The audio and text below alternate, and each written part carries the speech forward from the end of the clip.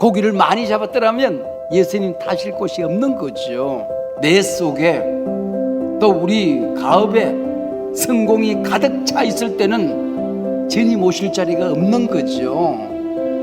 내 영혼이 비어갈 때에, 우리 가정이 위기를 만날 때에, 교회론적인 위기를 만날 때에, 민족이 위기를 만날 때에 예수님을 모시면 새로워집니다. 살아납니다. 기적이 일어납니다. 부흥을 경험하게 되는 것입니다. 불가능한 순종을 하면 불가능했던 기적이 일어납니다. 꿈같은 얘기를 하면 꿈같은 일들이 내 안에서 일어나는 거예요. 불가능한 순종을 하면 한계가 없는 불가능했던 역사와 이적과 기사가 일어나는 거예요. 금년은 한국 선교 140주년이 되는 해입니다. 언더우드와 아펜젤러가 인천 제물포항에 첫 발을 내디딘 지 140주년이 되는 해라는 뜻입니다.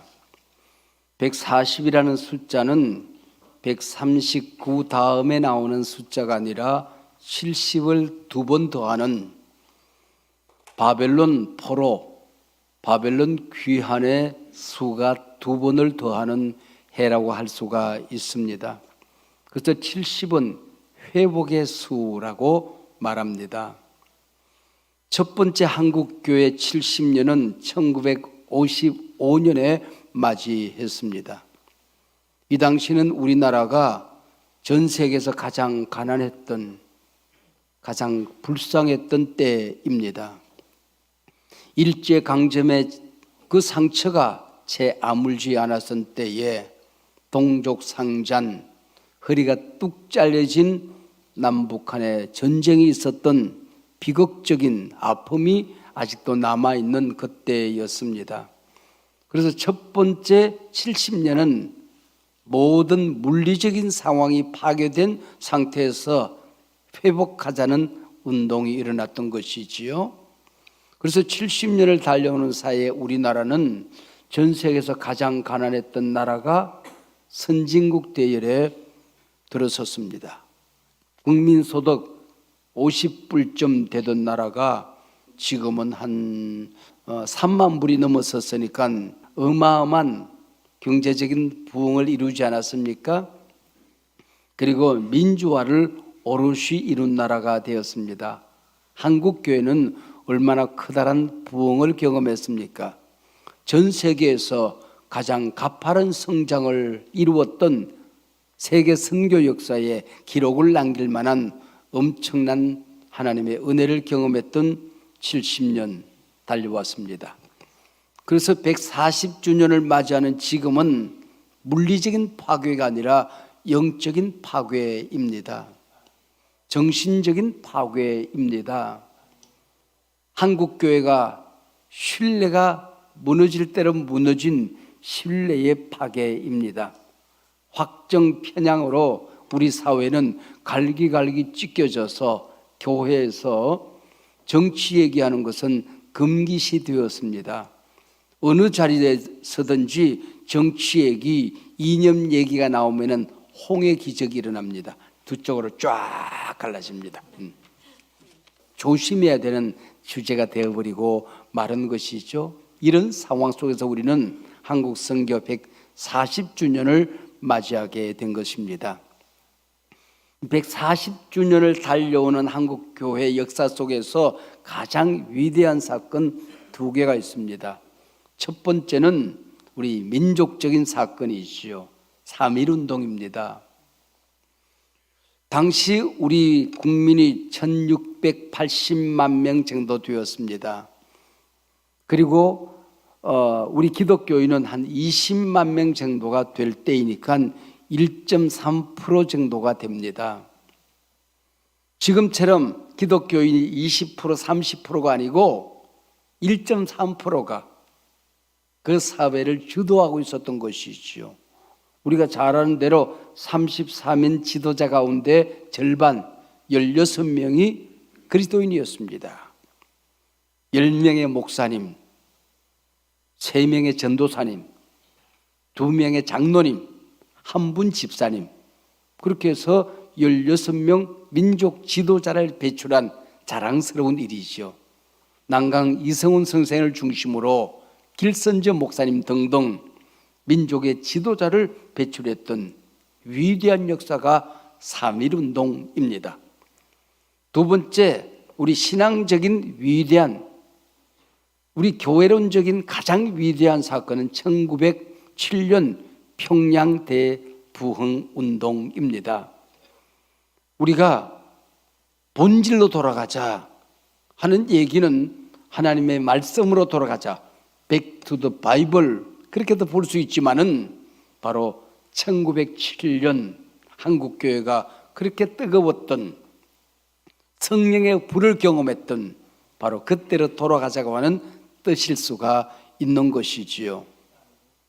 1907년 1월 14일 평양 장대현 교회에서 사경회, 성경을 공부하는 부흥회가 시작이 된 것입니다. 전 세계 지도자들이, 선교사들이 몰려와서 말씀을 증거하는데 잔스턴 목사님이 말씀을 펼치는 순간 기운이 쫙 흘러가는 것을 느꼈습니다. 큰 소리로 외쳤습니다. 전 세계에서, 인도카시아에서, 미국 아주사 거리에서, 호주 시드니에서, 중국 상하이에서 성령이 얼마나 크게 역사하는가를 전파합니다. 그리고 외칩니다. 이렇게 전 세계 성령이 강림하고 있는데 조선에서는 누가 성령을 갈구하느냐? 원하는 자는 거수하고 기립해라. 손들고 일어나라 그럽니다. 길선저 목사님과 거기 모인 사람들이 조용하라고 손을 들고 일었습니다. 그 자리에 성령의 복된 장마비가 불이 쏟아지기 시작한 것입니다. 이 바로 평양 장대현 교회에서 있었던 대부흥운동 아닙니까? 그리고 2달 후에 금촌교회가 창립이 되어지는데 언더우드 목사님은 이 한강을 타고 다니면서 마을이 보이면 내려서 복음을 전하고 교회를 세운 것입니다. 시흥에, 광명에, 합정동에 내려서 서교동에, 그리고 영등포로 돌아가서 양평동 영등포 교회에, 그리고 김포로 올라와서 김포제일, 김포중앙, 그리고 이쪽으로 동쪽으로는 행주산성에 내립니다. 행주교회, 능곡교회, 그리고 금총교회, 가련교회까지 20개가 넘는 교회를 세우게 되는데 바로 평양 대부흥의 물결 속에서 이 운동이 일어나게 되는 것이지요. 오늘 본문은 누가복음 5장, 예수님과 베드로의 만남 사건입니다. 저는 이 누가복음 5장을 참 좋아합니다. 왜냐하면 예수님과 제자의 첫사랑이 있는 곳입니다.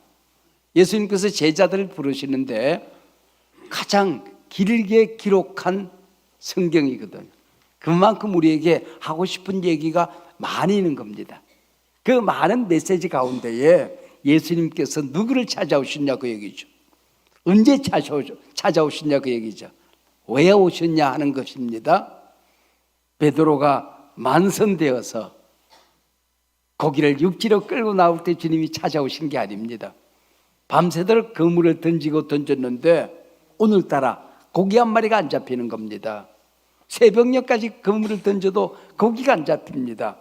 그래서 베드로가 그물을 개키고 있었습니다. 이때 찾아오신 것입니다.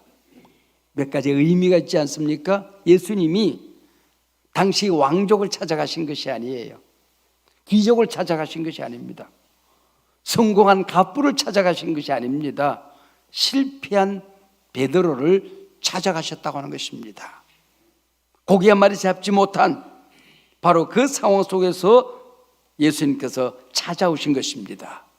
여러분, 인생을 살아가다가 빈배를 만나면 개인적으로, 가정적으로, 교회적으로, 민족적으로, 역사적으로 빈배를 만날 때는 아하, 예수님 찾아오시는 시간이구나 믿으시면 틀림이 없습니다. 민감해지면 주님을 보게 되는 것입니다. 만나게 되는 것입니다. 한국 교회 역사 속에 118년, 140년 역사 속에 118년 작은 역사가 아니잖아요. 얼마나 우여곡절과 또 아름다운 부흥과 교회론적인 위기를 맞이하는 일들이 얼마나 여러 번 있었겠습니까? 그때는 갈림길입니다. 주님께로 돌아가면, 말씀으로 돌아가면 교회는 새로운 경험을 하게 되는 것입니다. 그걸 깨닫지 못하면, 성령의 음성이 안 들리면 회복이 안 되는 거예요. 베드로는 빈 그물 들고 아하, 예수님이 오셔서 고기를 잡아 주시려나, 돈보따리 갖다 주시려나, 은금 보화를 주시려나 기대를 했는지도 모르지요. 근데 그 빈 배에 예수님이 타신 겁니다. 고기를 많이 잡았더라면 예수님 타실 곳이 없는 거죠. 내 속에 또 우리 가업에 성공이 가득 차 있을 때는 주님 오실 자리가 없는 거죠.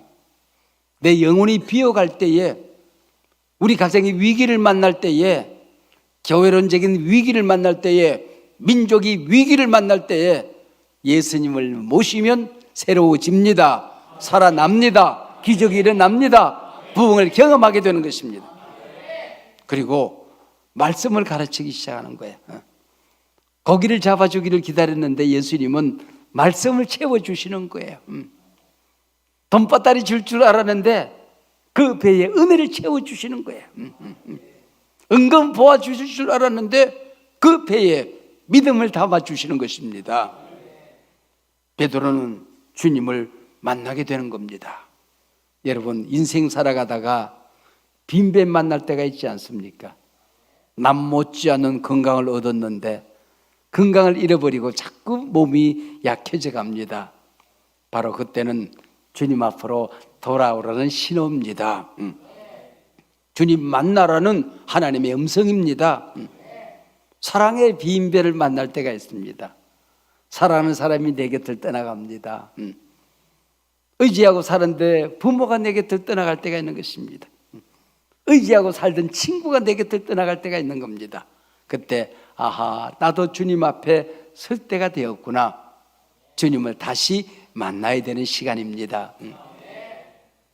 나도 하나님 앞에 쓰임받기 위해서 조그마한 사업을 시작했는데 그 사업이 어려워집니다. 그때는 그 사업터에 예수님이 계신지 확인해야 될 시간인 것입니다. 지금은 우리 사회가 전혀 없는 위기를 만나고 있지 않습니까?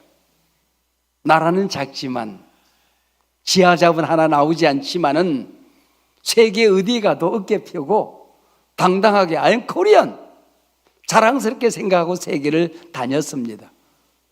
근데 지금 외국에 나가서 우리 국내 상황을 전 세계가 다 알고 있으니까 나는 한국인입니다 하는 말하기가 좀 부끄러워요. 어쩌다가 이 모양 이 꼴이 되었을까? 아하, 우리가 다시 한번 우리 민족이 어떤 민족인지, 하나님이 보호하사 우리나라 만세. 보호하사가 뭔지 아십니까? 여러분, 우리나라 애국가를 부르면서도 많은 사람들이 보호하시오의 고어 정도로 보호하사를 생각합니다. 보호하사란 말은 사자성어예요. 보호가 얼마나 귀한 말인지 아십니까? 하나님이 당신의 자녀들을 어떤 위기가 있어도 어떤 어려움이 있어도 보호하시고 지키시는 은혜라는 뜻이에요. 그게 보호예요. 보호. 하사는 내려주신다는 뜻이에요. 이게 얼마나 어마어마한 귀한 말인지를 몰라요. 보호하시오의 고어 정도로 많은 사람들이 생각합니다. 세계 어느 나라 국가에 이런 엄청난 성경적인 진리, 하나님의 은혜 역사, 이 백성은 내 것이야, 너는 내 것이야, 내가 지킨다, 내가 보호한다, 내가 은혜를 베푼다. 어떤 어려움이 있어도 내가 지킬 거야. 이 보호하사가 있는 나라, 국가에 이런 엄청난 성경적인 약속을 담은 국가가 어디 있습니까? 우리 민족이 이런 복받은 민족 아닙니까? 여러분, 사회적인 위기 속에 우리가 가야 할 곳은 하나님 앞입니다. 전부에 의지 없어 손 들고 갑니다. 주 나를 외면하시면 내가 어디로 가겠습니까? 의사도 손을 흔듭니다. 길이 없습니다. 나라가 부끄럽게 짝이 없습니다. 갈 곳은 주님밖에 없습니다. 주님은 역사의 주인이십니다. 우리 아버지십니다. 교회의 주인이십니다. 미래의 주인이십니다. 주님 앞으로 나아갑니다. 바로 이게 우리가 빈배 만난 이유가 아닐런지요. 예수님을 모셨어요. 말씀을 실었어요. 은혜를 담았어요. 믿음이 꿈틀거리기 시작해요. 주님 말씀하십니다. 깊은 데로 가서 그물을 내려 고기를 잡아라 그랬어요. 그러니까 예수님을 모시고 깊은 데로 가는데 이게 그냥 일어나는 사건이 아니에요. 불가능한 순종을 하는 거예요. 자, 고기는 밤에 잡는 거거든, 불 켜놓고. 그런데 해가 둥실 떠올랐어. 그물이 내려오면 고기가 다 봐. 도망가야 돼. 응? 그 붉은 대낮에 깊은 데로 가서 그물을 내려 고기를 잡아라. 순종할 수 있는 상황이 아니라니까. 경험상으로 불가능합니다. 밤새도록 던졌어요. 근데 또 가재요. 분위기상으로 불가능합니다. 녹초가 되어 있어요. 지금 베드로가 다시 바다로 갈 마음이 없어요. 안방으로 가고 싶어요. 쉬고 싶어요. 밥상이 생각이 나는 시간이에요. 근데 깊은 데로 가자요. 순종한 겁니다. 그보다 중요한 게 있어요. 명령 대상에 불가능입니다. 순종할 수 없어요. 베드로는 어부입니다. 베테랑 어부입니다. 근데 예수님은 직업이 뭐예요? 목수. 전직 목수, 현직 실업자. 아니, 이런 분이 그물질에 가라, 이렇게 해라 저렇게 해라 순종할 수 있는 상황이 아니에요. 우리가 믿음 생활 하다가 도무지 순종할 수 없는데 하나님의 말씀이 순종하래요. 기도하는데 하나님이 순종하랍니다. 도무지 순종할 상황이 아니에요. 기억하세요. 불가능한 순종을 하면 불가능했던 기적이 일어납니다.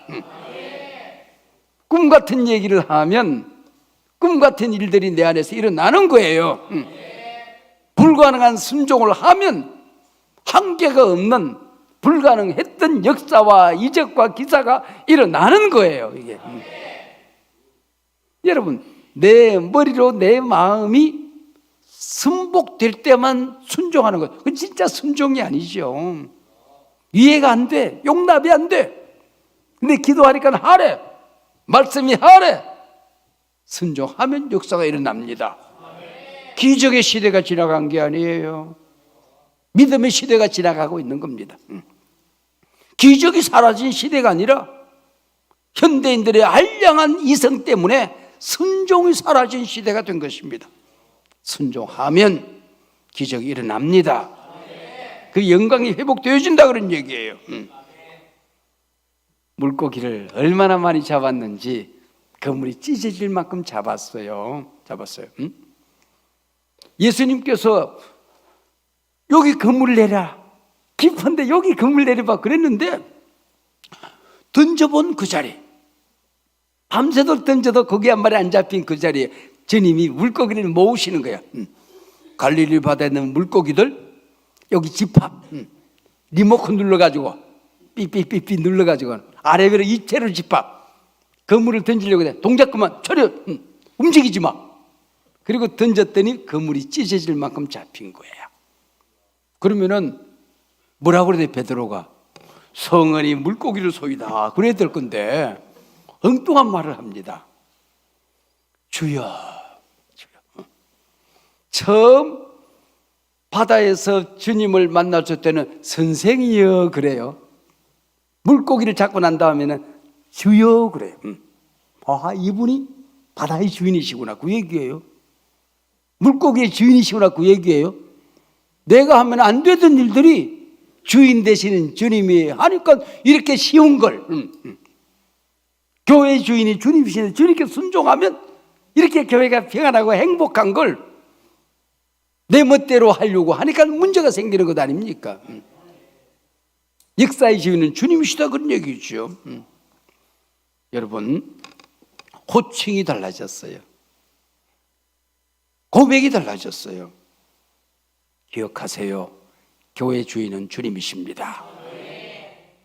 공적인 복음, 공공신학, 공공교회, 그 누구도 교회를 좌우할 수 있는 사람은 없습니다.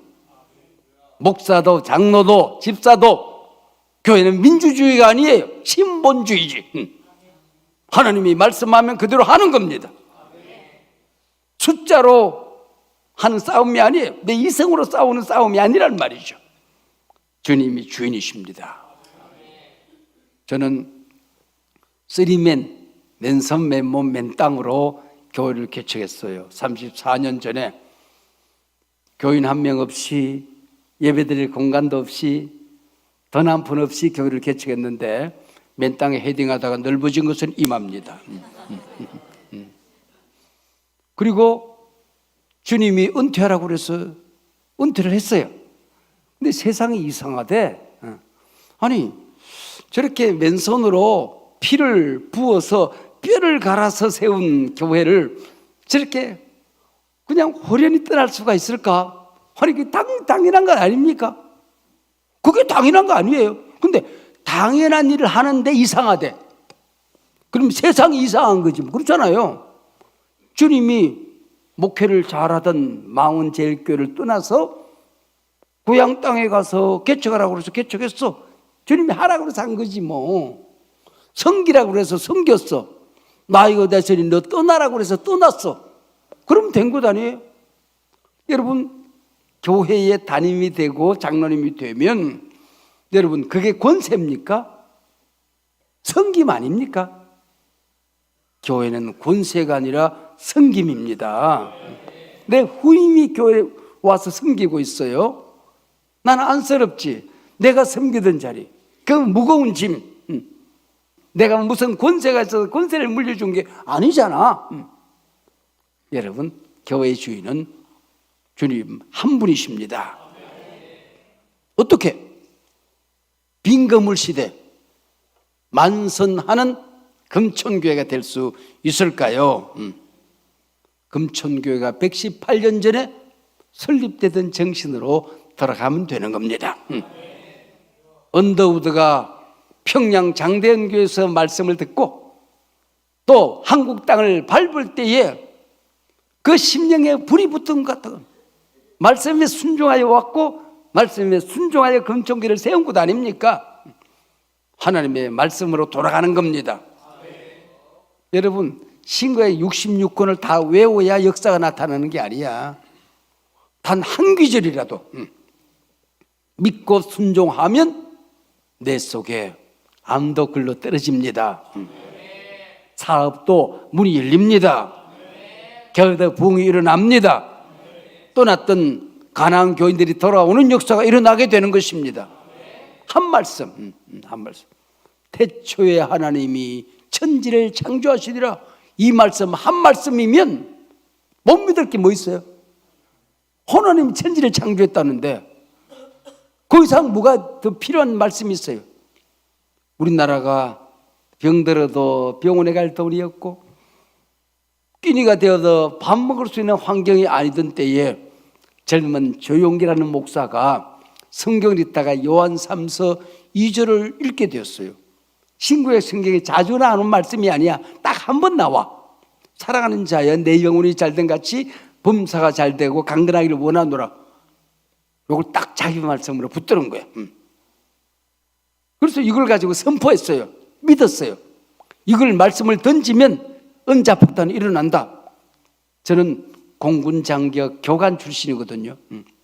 제가 수류탄 던지는 걸 가르쳐 봤는데 수류탄은 안전핀 뽑고 던지면 장교가 던지나 방위병이 던지나 똑같이 터져. 여러분, 하나님의 말씀은 누구든지 믿으면 믿음의 역사가 일어나. 던지면 기적이 일어나. 말씀이 내 안에서 폭발되면 역사가 나타나는 거예요. 정기 목사는 이걸 매번 설교했어요. 샤란제야, 내 영혼이 잘됨 같이 범사가 잘되고 강건하기를 원하노라. 역사하십니다. 성령이 역사하십니다. 믿으시길 바랍니다. 믿으시면 아멘하시길 바랍니다. 이래가지고 이걸로 교단을 하나 세웠잖아요. 교단을 세웠잖아요. 얼마 전에 미래학자 레너드 서빗이 한국에 왔어요. 와가지고 이 휴머노이드 시대에, 인공지능 AI 시대에 어떻게 한국교회가 새로워질 수 있는가? 지금 무서운 사탄의 불이 이글거리고 있습니다. 세속적인 물결이, 이기주의가 이글거리고 있어요. 전 세계에. 이때에 불은 불로 싸운다.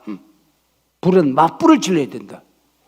사탄의 불이 클수록 나도 성령의 불을 지르면 되는 겁니다. 나를 삼킬듯이 불길이 오면 내 쪽에서 불을 붙여서 살아면 되는 거예요. 여러분, 맞불 작전입니다. 성령의 불이 떨어져야 됩니다. 기도의 불이 떨어져야 됩니다. 그럼 역사가 일어나기 시작하는 거예요. 118년 전 금총교회가 세워지던 창립정신으로 돌아가십시다. 말씀만 붙드십시다. 살아계신 하나님의 능력을 믿으십시다. 기도의 불을 꺼뜨리지 마십시다. 성령을 사모하십시다. 성령님 사모합니다. 환영합니다. 인정합니다. 내가 순종하겠습니다. 제한하지 않겠습니다. 한계가 없는 능력을 주시옵소서. 믿음의 역사가 일어나게 되는 것입니다. 불가능한 순종을 한 사람들이 나올 때에 불가능하게 보였던 기적이, 불가능하게 보여졌던 역사가 일어나게 될 줄로 믿습니다.